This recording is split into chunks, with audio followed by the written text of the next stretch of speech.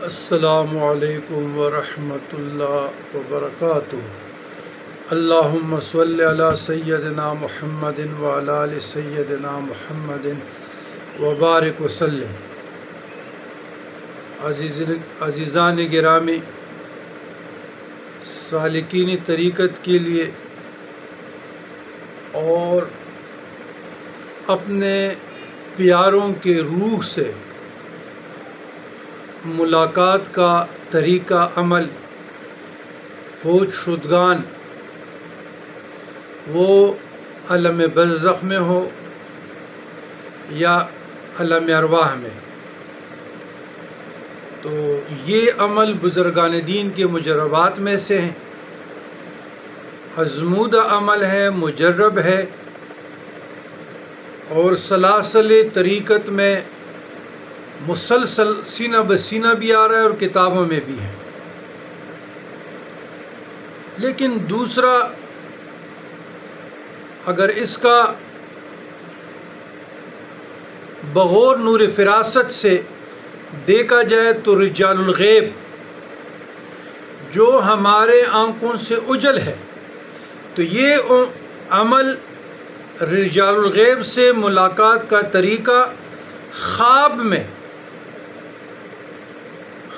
میں ان سے ہدایات لینا، فیوزات و برکات کے لیے، مشکلات کے لیے، تکالیف کے لیے ایک آزمودہ عمل ہے۔ لیکن بہت سے ویڈیو جب آپ دیکھیں گے، وہ صرف یہ عمل آپ کو پوت شدگان کے لیے جو زمانے سے گئے ہیں، اللہ کے پاس جو چلے گئے ہیں، اپنے پیاروں سے ملاقات کے لیے یہ طریقہ آپ کو بتاتے ہیں۔ لیکن دوسرے جو اس کا پہلو ہے، تو یہ وہ لوگ آپ کو بتا سکیں گے جو گروہ رجال الغیب سے تعلق رکھتے ہوں۔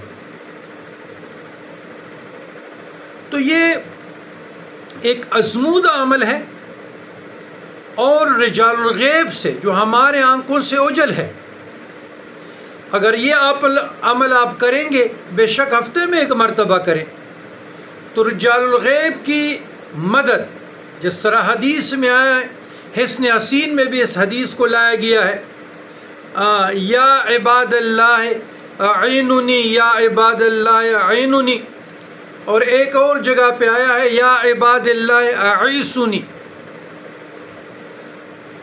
اور یا عباد اللہ رحمکم اللہ، یا عباد اللہ اعیننی رحمکم اللہ، یا عباد اللہ۔ تو رجال الغیب سے، فرشتوں سے جو ہماری نظر سے اجل ہے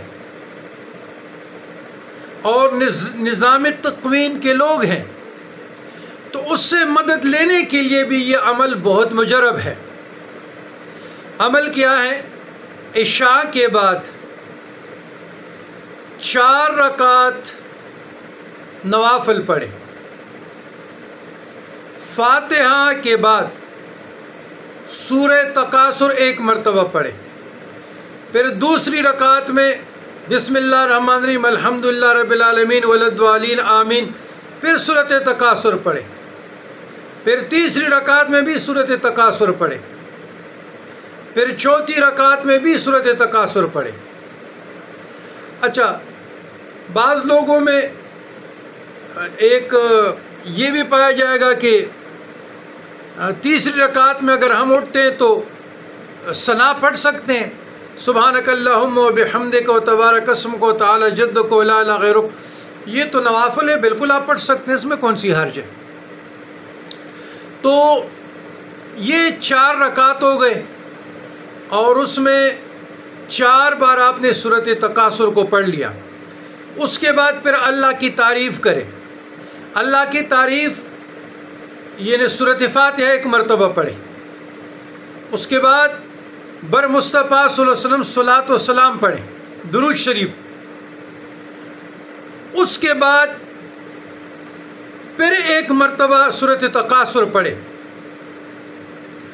اور بات کیے بغیر یعنی کسی سے بات نہ کرے، اس کے بعد داہنے طرف ایسے آپ پڑھ کر درود شریف پڑھ کے سو جائیں۔ انشاءاللہ اللہ نے چاہا تو بذریعہ بوسیلہ اس نماز صلاۃ حاجت کے یا کلام اللہ کی برکت سے جس چیز کے لیے آپ ملاقات کرنا چاہتے ہیں، اپنے فوت شدگان کے ساتھ، اپنے پیاروں کی روح کے ساتھ ملاقات ہونا چاہتے ہیں، یا رجال الغیب کی نیت سے ملاقات کا شرف پانا چاہتے ہیں، تو انشاءاللہ العزیز یہ اتنا طاقتور نماز ہے، اتنا طاقتور نماز ہے کہ اس کا اندازہ آج تک کوئی نہ لگا سکا، نہ کسی بشر میں یہ طاقت ہے کہ وہ ایکسپلین کر سکے۔ مجال ہے، روحانیت کو آپ ایکسپلین نہیں کر سکتے، کیفیت کو آپ ورد زبان نہیں لا سکتے،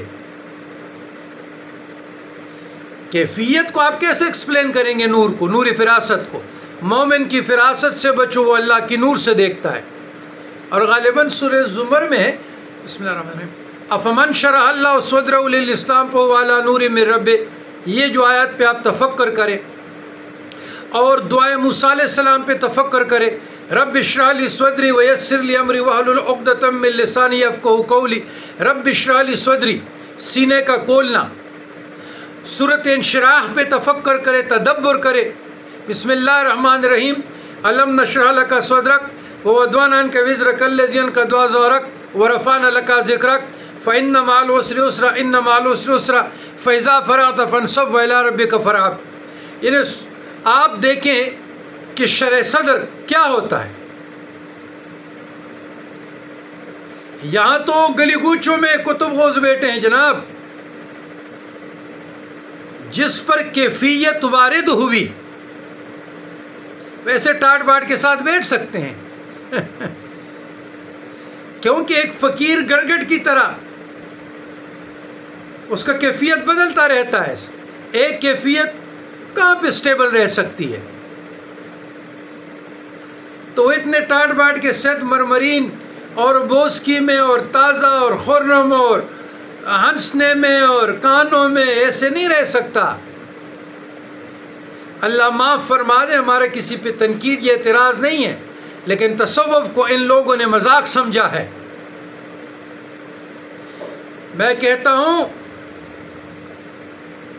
کوئی کہتا ہے کہ جی حساب کتاب کا نام تصوف ہے، اس پر میں علیحدہ سے انشاءاللہ تعالی ویڈیو کروں گا۔ تو رہنمائی مقصود ہے مخلوق خدا